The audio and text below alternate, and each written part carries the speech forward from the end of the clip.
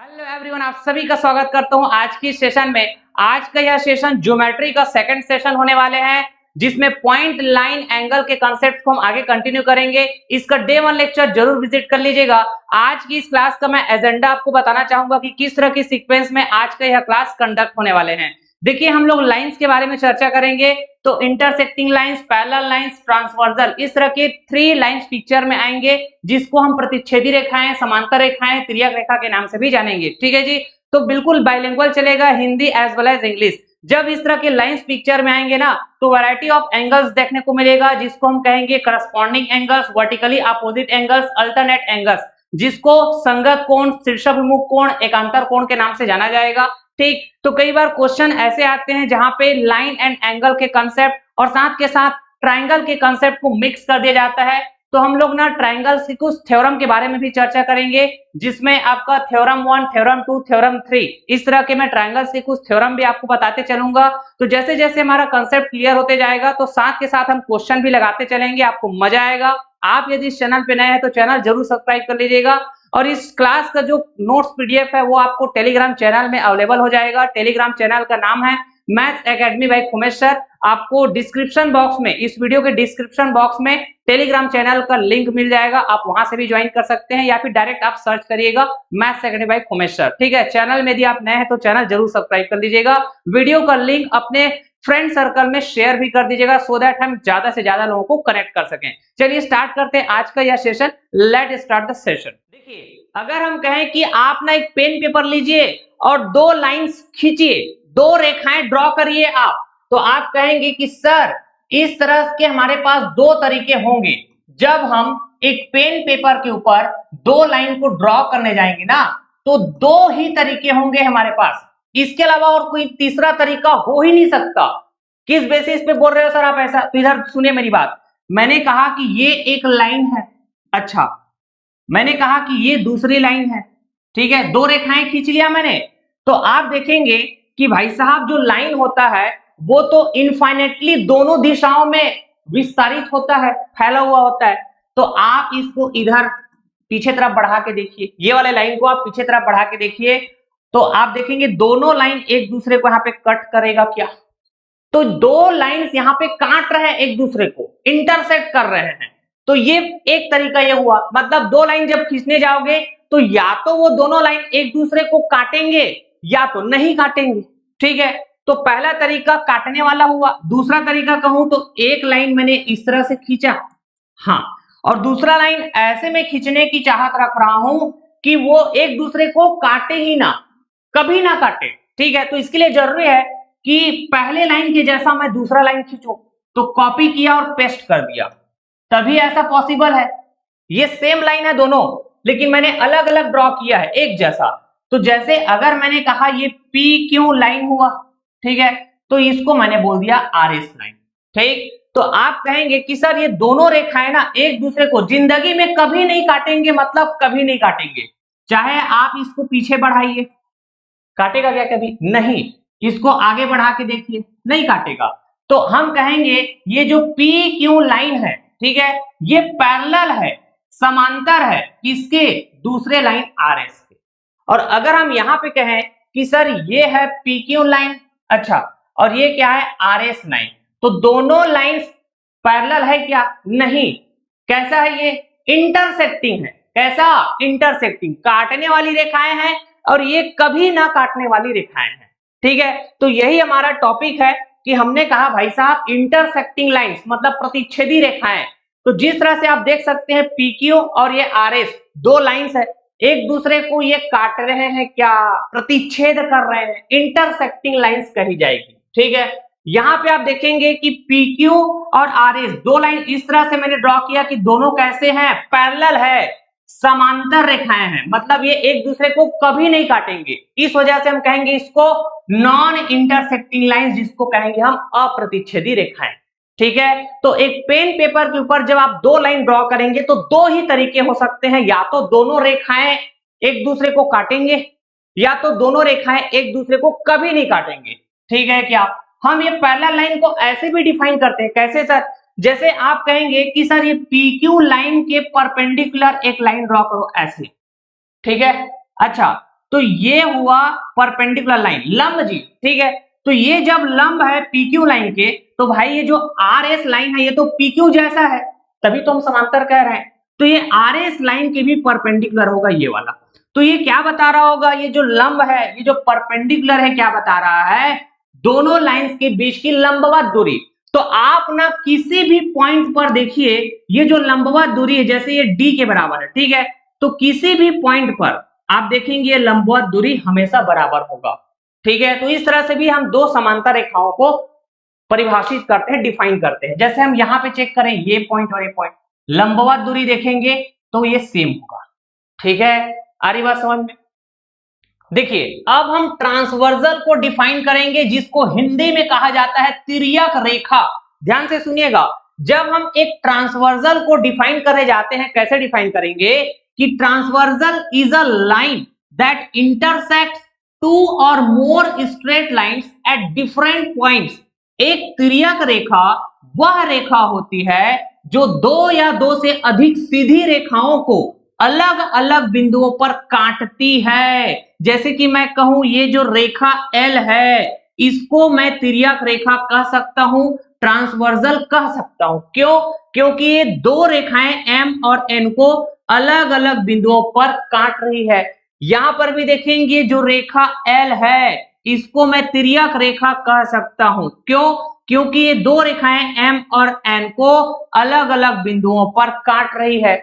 यहां पर आप देखेंगे तो ये रेखा P है, इसको भी मैं तिर्यक रेखा कह सकता हूं, ट्रांसवर्सल कह सकता हूं। क्यों? क्योंकि ये चार रेखाएं J, K, L, M को अलग अलग बिंदुओं पर काट रही है। वैसे ही जो रेखा Q है, इसको भी मैं तिर्यक रेखा कह सकता हूं, ट्रांसवर्सल कह सकता हूं। क्यों? क्योंकि ये चार रेखाएं J, K, L, M को अलग अलग बिंदुओं पर काट रही है। तो भाई साहब तिर्यक रेखा को डिफाइन करने के लिए हम क्या बोलते हैं, एक ऐसी रेखा जो दो या दो से अधिक सीधी रेखाओं को काटने का काम करती है, ठीक है। तो यहां जो कटने वाली रेखा है, जैसे कि यहाँ पे क्या है M और N, यहाँ पे कटने वाली रेखा M और N, यहाँ पे कटने वाली रेखा J, K, L, फिर उसके बाद ये M, ये है, ठीक। तो आप देखना एक मजे की बात बताने जा रहा हूं, यहां जो कटने वाली रेखा है M और N, क्या ये पैरेलल है? ठीक है, जैसे डायग्राम में दिया उस हिसाब से। यहां पे आप देखेंगे J और K पैरेलल है, K और A पैरेलल है, L और M पैरेलल है। मतलब ये चारों दी गई सीधी रेखाएं आपस में समांतर है। यहाँ पे दो दी गई सीधी रेखाएं आपस में समांतर है, लेकिन यहाँ पे जो दो दी गई सीधी रेखाएं M और N है, ये आपस में समांतर नहीं है। इसका मतलब जो कटने वाली रेखाएं हैं, वो जरूरी नहीं है कि वो समांतर रेखाएं हो, समांतर रेखाएं नहीं भी हो सकता है। मतलब एक तिर्यक रेखा समांतर रेखाओं को भी काट सकती है अलग अलग बिंदुओं पर, जैसे कि इसमें देख सकते हैं, इसमें देख सकते हैं, ठीक है। और एक तिर्यक रेखा ऐसे रेखाओं को भी काट सकती है अलग अलग बिंदुओं पर जो समांतर नहीं है। ध्यान रखेंगे इस बात को। देखिए दोस्तों, हमने पैरेलल लाइंस को समझ लिया बहुत अच्छे से, समांतर रेखाएं कहेंगे। ट्रांसवर्सल का मीनिंग तिर्यक रेखा होता है सर। तो अगर हम कहें M और N दो पैरेलल लाइंस है, जैसा कि आप देख पा रहे हैं, इसको काटने वाली एक ट्रांसवर्सल है जिसको हम कहेंगे तिर्यक रेखा, ठीक है। तो इस तरह की सिचुएशन हो जब पैरेलल लाइंस और ट्रांसवर्सल, ठीक, तो यहाँ पे ना बहुत सारे एंगल्स पिक्चर में आते हैं, जैसे कि आप यहाँ पे देख सकते हैं, एंगल ए कहा, एंगल डी कहा, एंगल ई कहा, एंगल एच कहा, एफ, जी, बी और ये सी, अलग अलग एंगल्स है जिसका मैंने नामकरण कर दिया है। तो इन एंगल्स का हम पेयर डिफाइन करेंगे, ठीक है। जैसे कि हमने पिछले वाले लेक्चर डे 1 लेक्चर में, ठीक है, पेयर्स में एंगल को डिफाइन किया था, जैसे कि शीर्षाभिमुख कोण जिसको हम वर्टिकली अपोजिट एंगल्स के नाम से जानते हैं, जिसको हमने पेयर्स में डिफाइन किया था, जोड़ा में डिफाइन किया था, ठीक है। वैसे ही एडजेसेंट एंगल जिसको हम कहेंगे आसन्न कोण, बिल्कुल जोड़ा में डिफाइन किया था हमने, पेयर में डिफाइन किया था। तो वैसे यहाँ पे जो एंगल्स देख पा रहे हैं ABCD EFG, ठीक है, तो ये सब एंगल्स का हम पेयर बनाएंगे और डिफाइन करेंगे। तो सबसे पहला पेयर ऑफ एंगल्स पिक्चर में आता है जिसको हम कहेंगे करस्पॉन्डिंग एंगल, संगत कोण के नाम से जाना जाएगा, ठीक, जो कि पोजीशन के अकॉर्डिंग डिफाइन होगा। तो हमेशा ध्यान में रखना, इधर मैं जितना भी पेयर्स ऑफ एंगल डिफाइन करूंगा उसके लिए कंडीशन होगा। कौन सा कंडीशन? कि भाई साहब पैरेलल लाइंस होना चाहिए और ट्रांसवर्सल होना चाहिए। तो देखिए मैंने कहा M और N दो पैरेलल लाइंस है, इसको काटने वाले ट्रांसवर्सल हो गया ये, ठीक है क्या?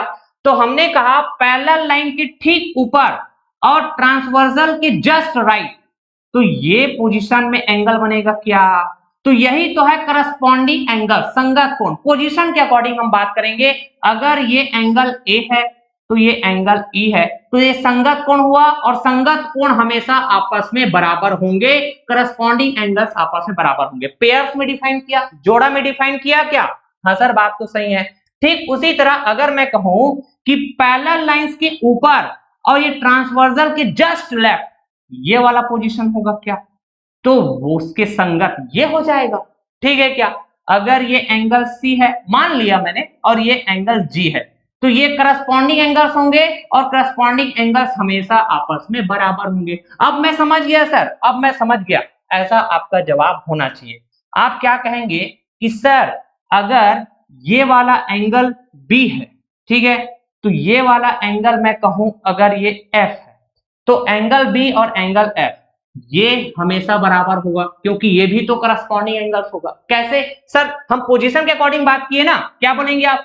पैरेलल लाइन के ठीक नीचे और ट्रांसवर्सल के जस्ट लेफ्ट, तो यही पोजीशन तो ये भी है, पैरेलल लाइन के ठीक नीचे ट्रांसवर्सल के जस्ट लेफ्ट, हाँ कि ना?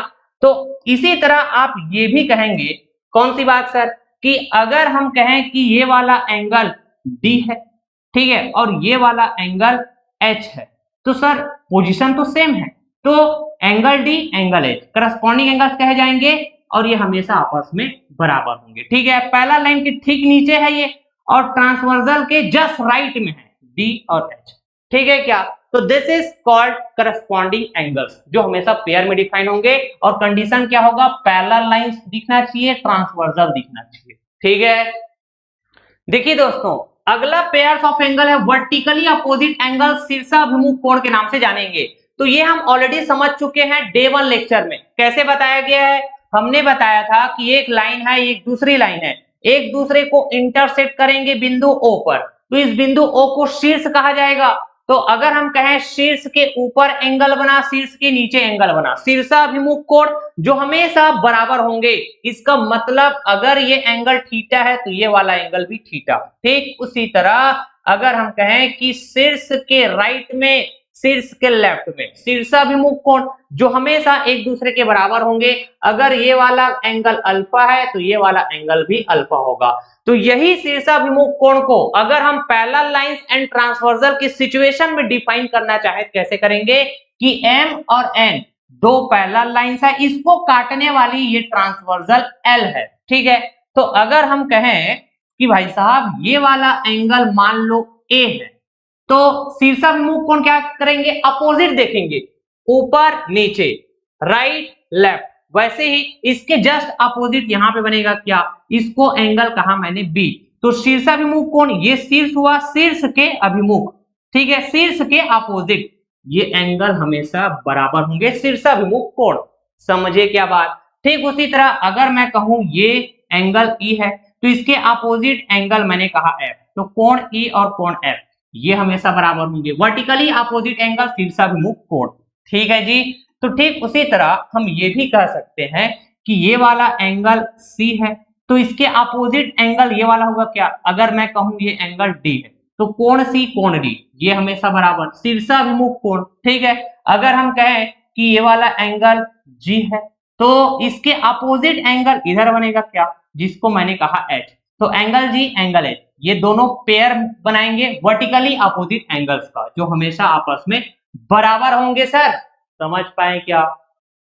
देखिए दोस्तों, हमने कहा कि M और N दो पैरेलल लाइंस है, इन दोनों पैरेलल लाइंस को काटने वाली एक ट्रांसवर्सल हुआ।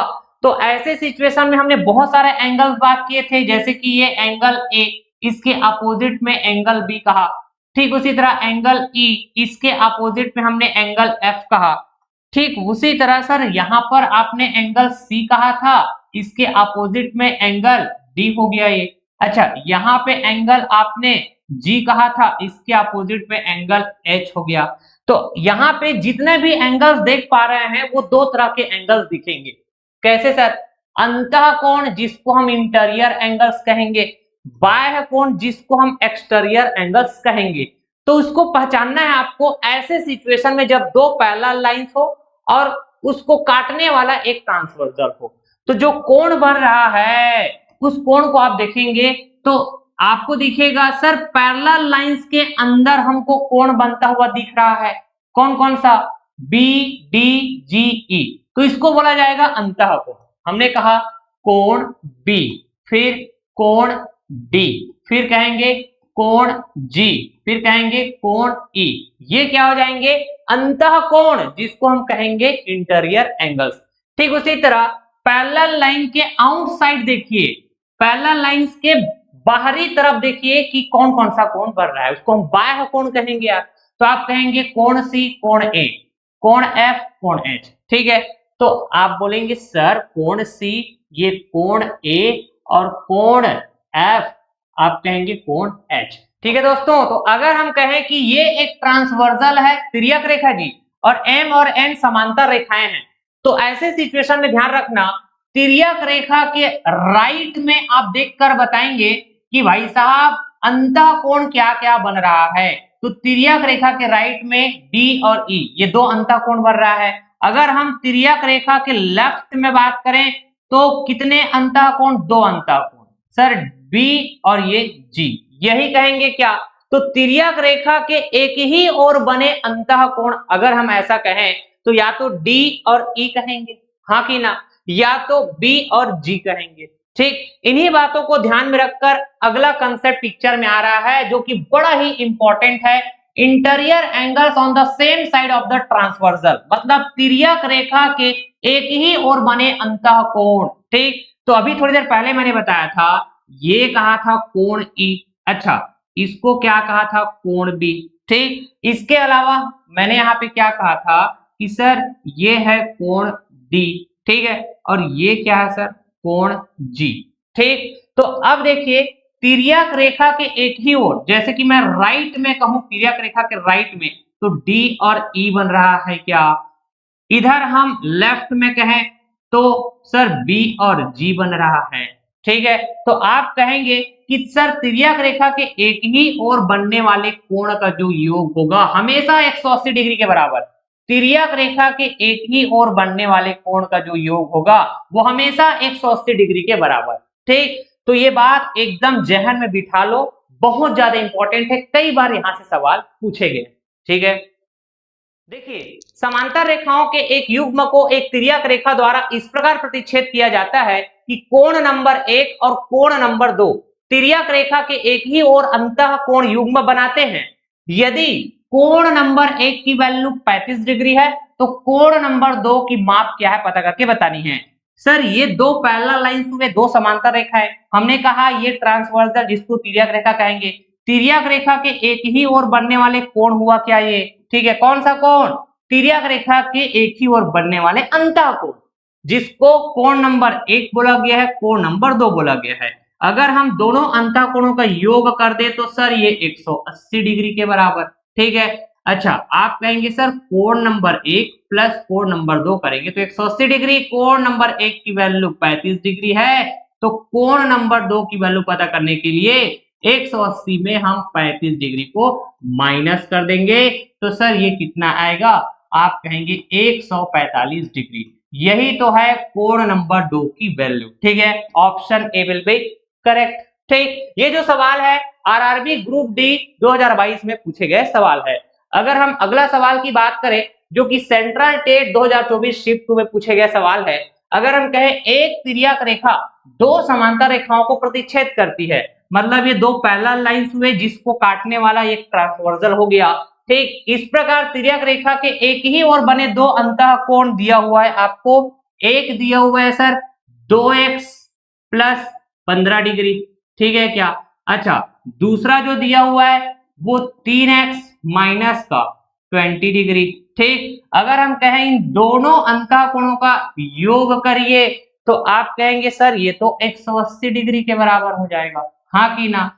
तो 2x 3x जोड़ेंगे 5x होगा, प्लस 15 माइनस 20 माइनस का 5 होगा। अच्छा, लिखेंगे 5x बराबर ये 5 इधर आके ऐड हो जाएगा 185 हो जाएगा। अच्छा, 5 को हटाओ, इधर डिवाइड कर दो, तो सर यहाँ से हमको x की वैल्यू मिल जाएगी कितनी? 5 से एक बार में, 5 से 3 बार में, फिर 7 बार में। सर x की वैल्यू 37 डिग्री आया। हमको 4x प्लस 6 की वैल्यू पता करनी है, तो 4 गुणा x की वैल्यू 37 प्लस ये 6, तो आप बोलेंगे 4 सत्ते 28, 4 तिया 12, 12 और 2 14, 148 प्लस 6 मतलब ये 154 डिग्री। यही तो है इसकी वैल्यू 4x प्लस 6 की वैल्यू, मतलब option D will be correct. ठीक है, देखिए दिए गए चित्र में ABCD के समांतर है। अगर हम कहें चित्र में देखो तो ये AB और ये CD ये दोनों लाइन पैरेलल है आपस में। वैसे ही सवाल आगे रीड करेंगे तो बोला गया है ACBD के समांतर है, तो ये AC वाली लाइन हुई, अच्छा, और ये BD वाली लाइन हुई, ये दोनों आपस में पैरेलल है, समांतर है। अब देखना, यदि कोण EAC बराबर 40 डिग्री, कोण EAC मतलब A पर कोण बन रहा है 40 डिग्री, वैसे ही कोण FDG 55 डिग्री है, मतलब D पर कोण बढ़ रहा होगा, ये देखो 55 डिग्री FDG, हाँ कि ना? कोण HAB, A पर कोण बढ़ रहा है कितना? X, HAB ये वाला X, तो पता करना है भाई साहब ये X का वैल्यू क्या है। तो देखिए सबसे पहली बात शीर्षाभिमुख कोण का कंसेप्ट लगाओ। आप कहेंगे सर ये शीर्ष D हुआ 55 डिग्री बढ़ रहा है, तो इसके अपोजिट में भी 55 डिग्री बनेगा, हाँ कि ना? अब देखो अगर हम कहें ये शीर्ष A है तो इस पर 40 डिग्री कोण बन रहा है, इसके अपोजिट भी 40 डिग्री का कोण बनेगा, ठीक है क्या? अब देखना, मेरी बात ध्यान से सुनना, अगर मैं कहूं कि भाई साहब ये लाइन और ये लाइन पैरेलल लाइन है, अच्छा, तो ये ट्रांसवर्सल का काम करेगा क्या? तो ट्रांसवर्सल के लेफ्ट में पैरेलल लाइन के ठीक ऊपर, ट्रांसवर्सल के लेफ्ट में पैरेलल लाइन के ठीक ऊपर ये संगत कोण होंगे, करस्पॉन्डिंग एंगल्स होंगे जो बराबर होंगे, हाँ कि ना? ठीक उसी तरह अब यहाँ पे मेरी बात ध्यान से सुनना, अगर मैं कहूं कि ये वाला लाइन है और ये वाला लाइन है, ये पैरेलल लाइन है कि नहीं बताओ यार, सवाल में बोला गया है ना। अच्छा, तो इसके लिए ये वाला लाइन ट्रांसवर्सल हो सकता है कि नहीं हो सकता? ठीक, तो आप कहेंगे ट्रांसवर्सल के एक ही ओर, तिर्यक रेखा के एक ही ओर बनने वाले अंतःकोणों का जो योग होता है वो 180 डिग्री। तो ट्रांसवर्सल के एक ही ओर मतलब ये वाला देख लो, इस तरह से जो अंतःकोण बन रहा है एक ही ओर, इसका योग करेंगे तो 180 डिग्री के बराबर। तो ये वाला कोण कितना है? 40 प्लस x, और ये वाला कोण कितना है? 55 डिग्री। तो दोनों का आप योग करो, 40 प्लस x डिग्री प्लस करेंगे 55 डिग्री बराबर करेंगे 180 डिग्री। सारे कॉन्सेप्ट रिवाइज हो गया एक ही क्वेश्चन में, ठीक है? आप देखेंगे सर ये 40 और 55 हो जाएगा 95 डिग्री, अच्छा, जो कि 180 डिग्री से माइनस होगा, तो यहाँ पे x की वैल्यू हमको पता चल जाएगा। तो x की वैल्यू कितना आएगा सर? तो आप कहेंगे 85 डिग्री, हाँ कि ना? Option A will be correct. Super. देखिए अगला पेयर ऑफ एंगल है अल्टरनेट एंगल, जिसको हम एकांतर कोण के नाम से जानेंगे। इसके दो प्रकार होते हैं, एकांतर अंतःकोण अल्टरनेट इंटीरियर एंगल, दूसरा जो प्रकार है एकांतर बाह्य कोण, जिसको हम कहेंगे अल्टरनेट एक्सटीरियर एंगल। तो ये जो अल्टरनेट एंगल है जिसको हम कह रहे हैं एकांतर कोण, ये पिक्चर में कब आएगा? तो दो समांतर रेखाएं होना चाहिए जिसको काटने वाली एक ट्रांसवर्सल होनी चाहिए, मतलब दो पैरेलल लाइन और इसको काटने वाला एक ट्रांसवर्सल। तो ऐसे सिचुएशन में क्या हमको अंतःकोण और बाह्य कोण आता है? हाँ सर आता है। पैरेलल रेखा के अंदर बनने वाले कोण, जैसे ये कोण बन रहा है, ये कोण बन रहा है, ये कोण बन रहा है, ये कोण बन रहा है, हाँ कि ना? तो आप बोलेंगे कि सर इसको हमने नामकरण दिया था कोण बी, इसको हमने नामकरण दिया था कोण ई, ठीक। इसके अलावा अगर हम कहें इसको हमने नामकरण दिया था कोण डी, ठीक है, इसको हमने नामकरण दिया हुआ था कोण जी, ठीक। तो ये हो गया अंतःकोण। तो मैंने कहा कि आप सबसे पहले अंतः कोण को ऐसे एक सीक्वेंस में लिखिए। यहाँ पे सीक्वेंस में लिखा गया, सीक्वेंस मतलब जैसे कि मैं कोण बी से स्टार्ट किया, ठीक है, तो कोण बी डी ई जी, इस तरह से सीक्वेंस मैंने लिखा हुआ है, ठीक। तो ऐसे सीक्वेंस में लिखने के बाद आपको अंतर करके बात करना है, तभी तो आप एकांतर अंतः कोण पाएंगे, हाँ कि ना। ये अंतः कोण है। अगर मैं कहूं कोण बी के बाद कोण ई, एक का अंतर मतलब कोण डी को छोड़ दिया, तो कोण बी बराबर कोण ई, यही तो है एकांतर अंतः कोण जो हमेशा आपस में बराबर होंगे। वैसे ही अगर मैं कहूं कि भाई साहब कोण डी बराबर क्या होगा, एक का अंतर करेंगे, कोण ई को छोड़ देंगे तो कोण डी बराबर कोण जी, कोण डी बराबर कोण जी, ठीक है क्या। तो सीक्वेंस में लिखिए, सीक्वेंस में लिखने के बाद एक एक अंतर करके आप लिख पाएंगे एकांतर अंतः कोण, अल्टरनेट इंटीरियर एंगल, यही बात है। अच्छा, किसी की चाहत होगी कि सर मैं सीक्वेंस में लिखना चाह रहा हूं, ई से स्टार्ट करूंगा, तो ई से स्टार्ट करेंगे तो इस तरह से बात करना होगा आपको, ई जी बी डी, हाँ कि ना, ई जी बी डी, कोण ई, कोण जी, कोण बी और ये कोण डी। तो आप कहेंगे कोण ई बराबर कोण बी, जी को छोड़ो, तो कोण ई बराबर कोण बी दिख रहा है क्या, हाँ कि ना। अगर मैं कहूं कोण जी बराबर, आप कहेंगे कोण डी, कोण जी बराबर कोण डी, क्यों, क्योंकि एक का अंतर मतलब बी को हमने छोड़ दिया होगा। तो इस तरह से होते हैं सर हमारे अल्टरनेट एंगल, जिसमें हमने डिफाइन किया अल्टरनेट इंटीरियर एंगल, एकांतर अंतः कोण। तो अब आप एकांतर बाह्य कोण को भी बहुत अच्छे से डिफाइन कर पाएंगे। तो सबसे पहली बात सर हम ना बाह्य कोण को लिख लेते हैं। तो बाह्य कोण यहाँ पे है सर ए, ठीक है। अच्छा, यहाँ पे है सर एफ। अच्छा, इसके अलावा अगर हम कहें तो यहाँ पे देखने को मिलेगा सी। अच्छा, यहाँ पे देखने को मिलेगा एच। मतलब पहला लाइन के बाहर बनने वाले, आउटसाइड बनने वाले कोण सी ए एच एफ। मैंने एक सीक्वेंस में इस बाह्य कोण को लिख दिया, ठीक है। तो कैसे लिखा, C A H F, C A H F, ठीक है जी। तो ये हो गया सारे के सारे बाह्य कोण। मुझे चाहिए एकांतर बाह्य कोण, मतलब कोण सी बराबर कोण एच बोलेंगे, एक का अंतर। देखिए कोण सी बराबर कोण एच, एक का अंतर किया। वैसे ही कोण ए बराबर क्या होगा सर, तो कोण एफ, ठीक है, एक का अंतर, कोण एच को छोड़ दिया, कोण ए बराबर कोण एफ। ये हो गया हमारे पास एकांतर बाह्य कोण, ठीक है क्या। तो इस तरह से एकांतर अंतः कोण, एकांतर बाह्य कोण होता है सर, है ना, जिसको हम कहेंगे alternate interior angle, alternate exterior angle, ठीक है क्या। देखिए दोस्तों, अगर हम कहें एकांतर कोण में सबसे ज्यादा इंपॉर्टेंट हमारे लिए क्या है, तो मैं कहूंगा एकांतर अंतः कोण बहुत ज्यादा इंपॉर्टेंट, यही से सवाल आपके एग्जाम में पूछे जाएंगे, ठीक है। तो एकांतर अंतः कोण अल्टरनेट इंटीरियर एंगल, जिसमें हमने कहा कोण बी बराबर कोण ई, कोण डी बराबर कोण जी। तो जब इस तरह के एकांतर अंतः कोण पहचानने की बारी आएगी सवाल सॉल्व करते समय, तो क्या हम सारे अंतः कोण को एक सीक्वेंस में पहले लिखेंगे, उसके बाद एक का अंतर करके हम एकांतर अंतः कोण को आपस में इस तरह बराबर बात करेंगे? नहीं, ये तो काफी टाइम टेकिंग है। लेकिन मैंने आपको डिटेल कंसेप्ट क्यों दिया, क्योंकि मेरी चाहत थी कि मैं आपको एकांतर कोण में एक अंतर का मतलब समझाना चाह रहा था। एकांतर का मतलब क्या है, अल्टरनेट का मतलब क्या है, इसको समझाना था, तो वो मैं समझा दिया हूं।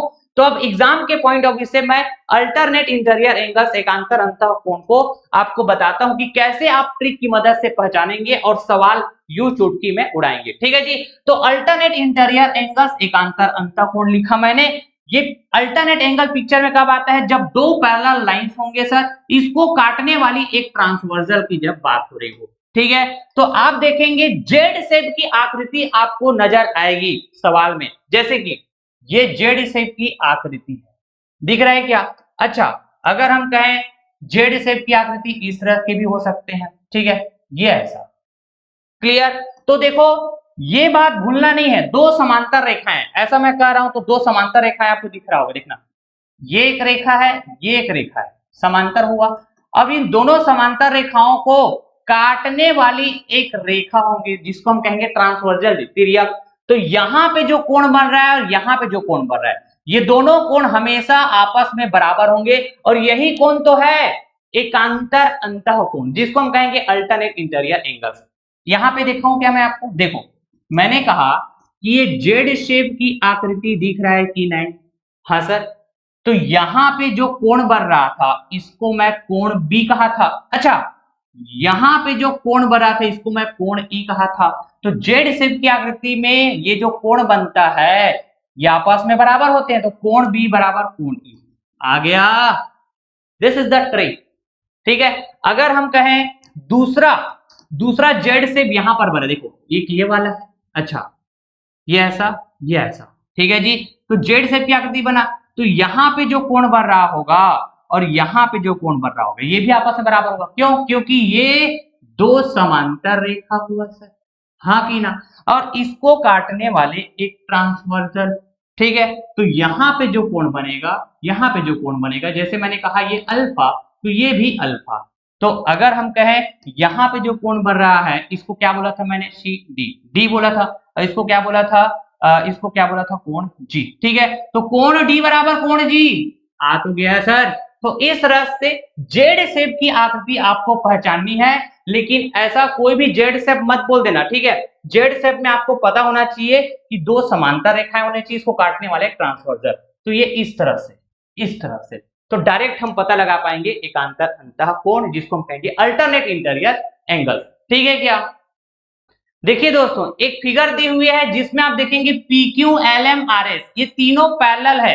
ये पी क्यू हुआ, ये एल एम हुआ और ये आर एस हुआ, तीनों पैरेलल लाइंस है। तो बताइए कोण एल आर एस किसके बराबर है, कोण एल आर एस किसके बराबर, मतलब एक्स की वैल्यू पता करनी है क्या।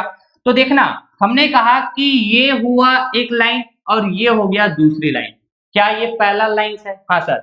और इन दोनों को टच करने वाला ये ट्रांसवर्सल लाइन है ना।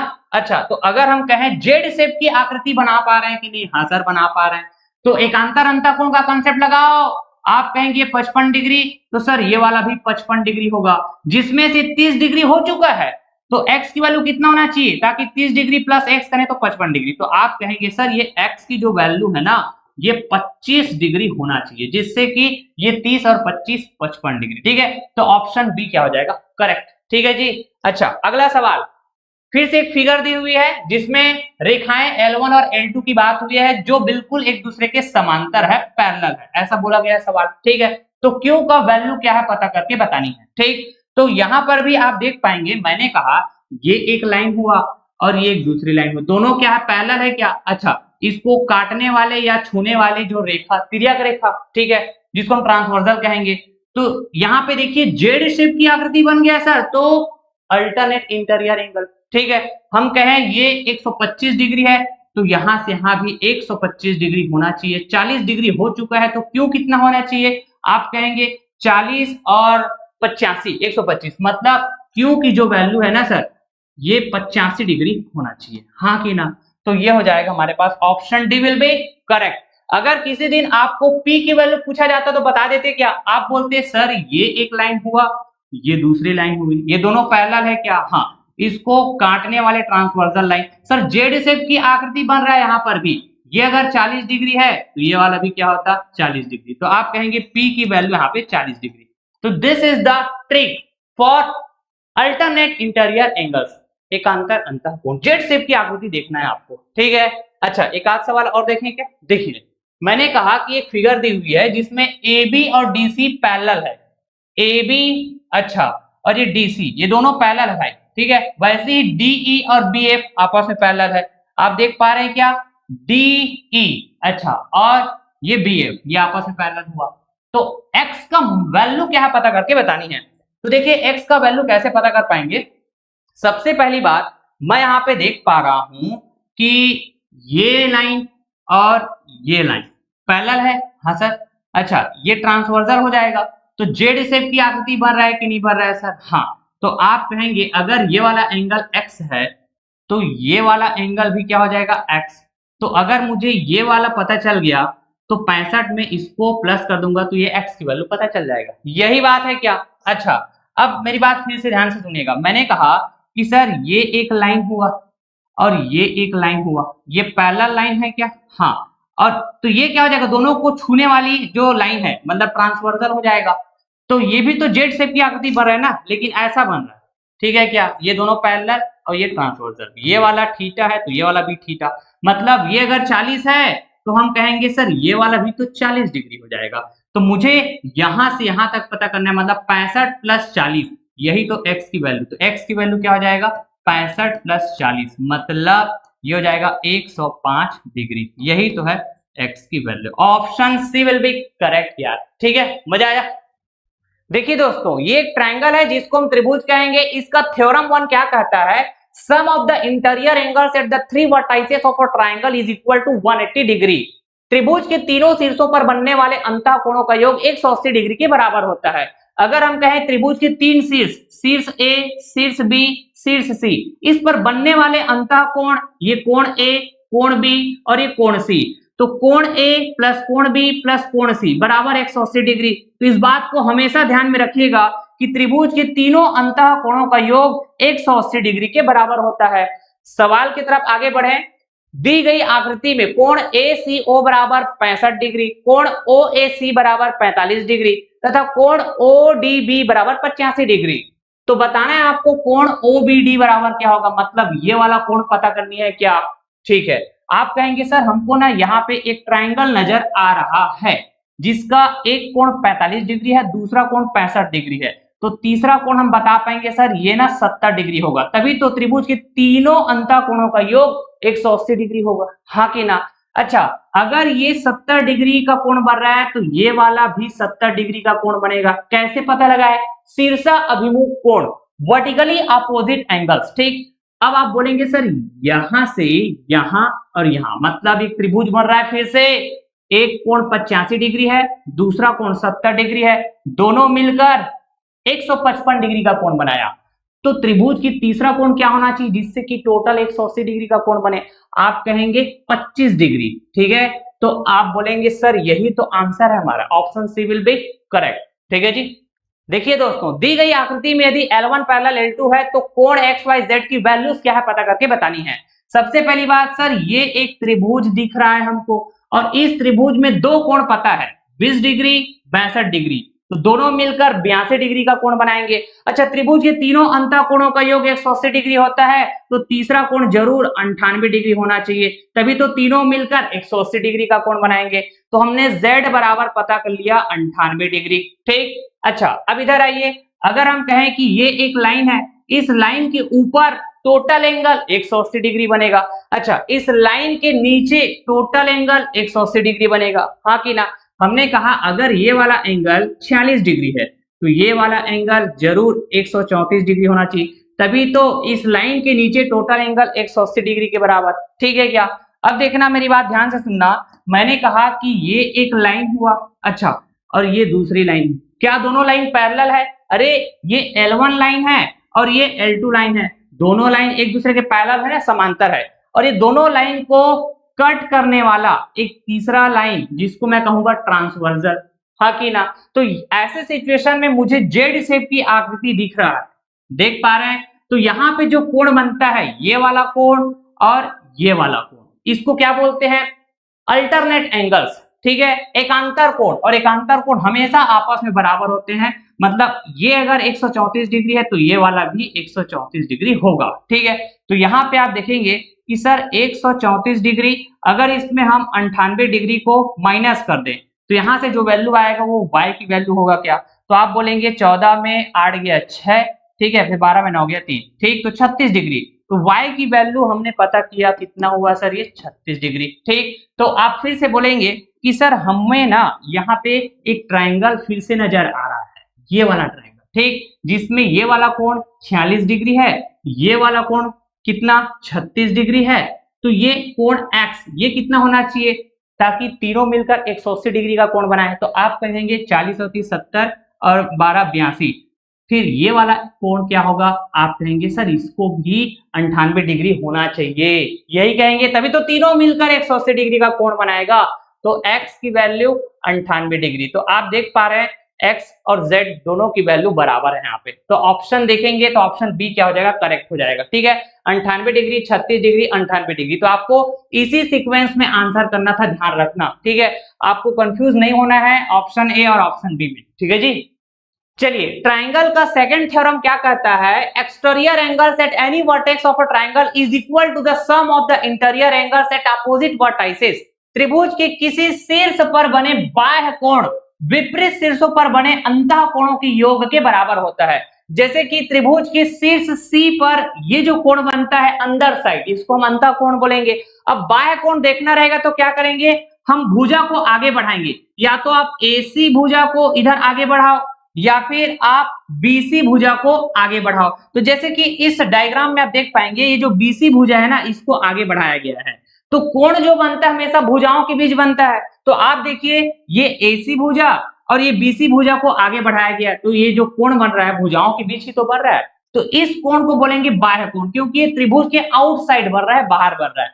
तो किसी शीर्ष पर बने बाह्य कोण, मतलब ये जो थीटा है वो विपरीत शीर्ष पर बने अंतः कोणों के योग के बराबर होगा। मतलब कोण A प्लस कोण B, कोण A प्लस कोण B बराबर क्या हो जाएगा, थीटा। ठीक है। अच्छा, दूसरे शब्दों में एक आध और मैं एग्जांपल लेता हूं। जैसे कि मैंने कहा कि भुजा AB को मैंने इधर आगे बढ़ाया इस तरह से, तो शीर्ष B पर यहां कोण बनेगा, आउटसाइड बन रहेगा ट्रायंगल का। हाँ सर, ट्रायंगल के आउटसाइड ये कोण बन रहा है, इसको मैं बोलूंगा बाह्य कोण। ठीक है, जिसको मैंने मान लिया ये बीटा के बराबर है। ठीक है, तो ये जो कोण बीटा होगा वो किसके बराबर होगा, विपरीत शीर्ष, मतलब शीर्ष A और शीर्ष C पर बनने वाले अंतः कोणों के योग के बराबर। तो आप कहेंगे कोण A प्लस कोण C बराबर क्या हो जाएगा, ये बीटा। तो हमेशा ध्यान में रखेंगे त्रिभुज के बाह्य कोण विपरीत कोणों के योग के बराबर होगा। विपरीत कोणों के योग के बराबर मतलब समझ पा रहे हैं, जिस शीर्ष पर आप बाह्य कोण बोलेंगे तो जो विपरीत शीर्ष बच गया है, ठीक, उसमें बनने वाले अंतः कोणों के योग के बराबर। ध्यान रखेंगे इस बात को। देखिए दोस्तों, दिए गए चित्र में यदि BC पैरेलल ED है तथा कोण BAC बराबर 70 डिग्री है, तो कोण D तथा कोण C का वैल्यूज क्या है पता करके बतानी है। तो यहाँ पे कोण D और कोण C, दो कोण की वैल्यूज बताना है सवाल के हिसाब से। और सवाल में बोला गया है ये जो लाइन DE है और ये लाइन BC, ये दोनों आपस में पैरेलल है, समांतर है, और कोण दिया गया है कोण BAC कितना, 70 डिग्री। सबसे पहली बात सर, हम यहाँ पे एक त्रिभुज देख पा रहे हैं, त्रिभुज ABC। ठीक है, इसके शीर्ष B पर एक बाह्य कोण बन रहा है 128 डिग्री का। भुजा BC को इधर आगे बढ़ा दिया गया जिससे कि बाह्य कोण बना शीर्ष B पर, जो विपरीत शीर्ष A और C पर बनने वाले अंतः कोणों के योग के बराबर होना चाहिए। एक कोण 70 डिग्री है तो दूसरा 58 डिग्री होना चाहिए क्या, तभी तो हम कहेंगे 70 प्लस 58 मिलकर 128 डिग्री के कोण बनाएंगे। अगर यहाँ पे कोण 58 डिग्री बन रहा है तो यहाँ पर भी कोण 58 डिग्री बनना चाहिए सर। ऐसा कैसे बोल दिए, आप कहेंगे करस्पॉन्डिंग एंगल्स, संगत कोण। ठीक, अरे पोजीशन के अकॉर्डिंग हमने कहा ये और ये दो लाइन है, दोनों क्या है, पैरेलल है, लाइन है क्या। अच्छा, ये हुआ एक ट्रांसवर्सल लाइन। ठीक, अच्छा, मैंने कहा कि ट्रांसवर्सल लाइन के लेफ्ट में और पैरेलल लाइन के ठीक ऊपर ये जो एंगल है बराबर होना चाहिए। करस्पॉन्डिंग एंगल पोजीशन के अकॉर्डिंग संगत कोण कहते हैं। तो भाई साहब यही बात यहाँ पर भी है, ये एक ट्रांसवर्सल लाइन है जो ये दो पैरेलल लाइन को कट कर रहा है। ठीक, तो ट्रांसवर्सल के लेफ्ट, पैरेलल के ठीक ऊपर। ठीक, तो 58 डिग्री 58 डिग्री। अब आप कहेंगे सर ये एक त्रिभुज दिख रहा है ना, त्रिभुज के तीनों अंतः कोणों का योग 180 डिग्री होना चाहिए। एक 70 डिग्री है, दूसरा 58 डिग्री है, तो तीसरा क्या होना चाहिए, आप कहेंगे 52 डिग्री, तभी तो तीनों मिलकर 180 डिग्री का कोण बनाएंगे। तो D की वैल्यू 52 डिग्री है और C की वैल्यू 58 डिग्री है। तो इस तरह से ऑप्शन ए हमारा करेक्ट हो जाएगा। ध्यान रखना, इसी सीक्वेंस में आपको आंसर करना था। ठीक, देखिए दोस्तों, निम्नलिखित आकृति से x plus Y plus Z की वैल्यू क्या है पता करके बतानी है। सबसे पहली बात, इस आकृति में सबसे बड़ा वाला ट्राइंगल देखिए आप। हाँ सर, अच्छा, इसमें जो शीर्ष D दिख रहा है इस पर एक बाह्य कोण बन रहा है 120 डिग्री। तो विपरीत शीर्ष, शीर्ष A और शीर्ष B, इस पर बनने वाले अंतः कोण दिख रहे हैं क्या, इसका अगर आप योग करेंगे तो बाह्य कोण के बराबर होगा, यही बात है। तो आप कहेंगे x प्लस वाई, ये वाला अंतः कोण हुआ।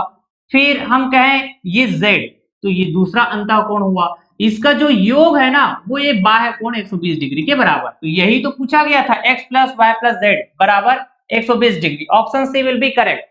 एक अप्रोच ये हुआ, दूसरा अप्रोच क्या हो सकता था, आप इस बड़ा वाला ट्राइंगल को ही देखिए, है ना, लेकिन इसमें अप्रोच थोड़ा डिफरेंट होगा। कैसे, ये वाला जो एंगल 120 डिग्री है तो ये वाला एंगल अगर मैं कहूं तो 60 डिग्री होगा क्या। कैसे बोला, अरे सर एक लाइन के ऊपर टोटल जो एंगल होता है 180 डिग्री, तो आप कहेंगे 120 प्लस 60, 180 डिग्री। ठीक है, अब देखना इसी बड़ा वाला ट्राइंगल में त्रिभुज के तीनों अंतःकोणों का योग 180 डिग्री के बराबर।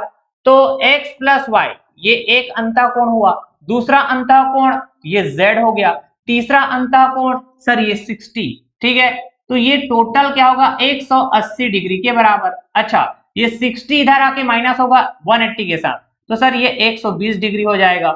तो ये किसके बराबर होगा x plus Y plus Z बराबर 120 डिग्री। ये दूसरा अप्रोच हो गया। तो कई तरह के अप्रोच हो सकते हैं, कई ऐसे सवाल होंगे, ठीक, लेकिन आंसर आपका सेम आएगा, अप्रोच डिफरेंट जरूर हो सकता है, ठीक है जी।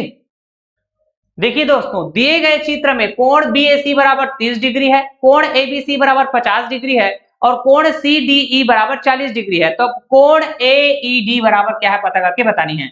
मतलब ये वाला कोण पता करनी है कि हमको, ये देखिए। तो देखिए इस सवाल को अप्रोच करने का कई तरीके हो सकते हैं। एक तरीका तो है कि सर हमको पहली बात ये त्रिभुज दिखा ABC, ठीक है, जिस पर कोण 30 डिग्री और ये 50 डिग्री दिख रहा है। अच्छा जो तीसरा कोण है जरूर 100 डिग्री रहा होगा, तभी तो तीनों कोण मिलकर 180 डिग्री का कोण बनाएंगे। अगर हम कहें ये वाला कोण तो आप बोलेंगे सर ये 80 डिग्री बनाएगा। कैसे? एक लाइन के ऊपर total angle 180 degree, 100 plus 80 180 degree. अगर हम कहें सर यहाँ पर फिर से हमको एक त्रिभुज दिख रहा है 80 डिग्री और 40 डिग्री, तो बच गया कितना? आप कहेंगे 60 डिग्री, तभी तो तीनों मिलकर 180 डिग्री का कोण बनाएंगे। हाँ सर ठीक है। अच्छा हमने कहा ये एक लाइन है, इस लाइन के ऊपर टोटल एंगल कितना होगा 180 डिग्री, 60 डिग्री बन चुका है, तो ये वाला कितना 120 डिग्री, तभी तो 120 प्लस 60 180 डिग्री। तो यही तो पूछा गया था कोण AED, ठीक है क्या? तो आप कहेंगे option A will be correct. आप ऐसा भी समझ सकते थे, देखना इस तरह के अप्रोच कैसे, ये वाले ट्राइंगल में आप देख पा रहे हैं कि सर शीर्ष C और शीर्ष D पर बनने वाले अंतःकोण 80 और 40, तो शीर्ष E पर जो बाह्य कोण बनेगा यही पता करनी थी। तो शीर्ष E पर बनने वाले बाह्य कोण विपरीत शीर्ष C और D पर बनने वाले अंतःकोणों के योग के बराबर होगा, ठीक है। तो ये भी तो 120 डिग्री आ रहा है, ठीक है। तो ऐसा भी सोच सकते थे आप, ओके।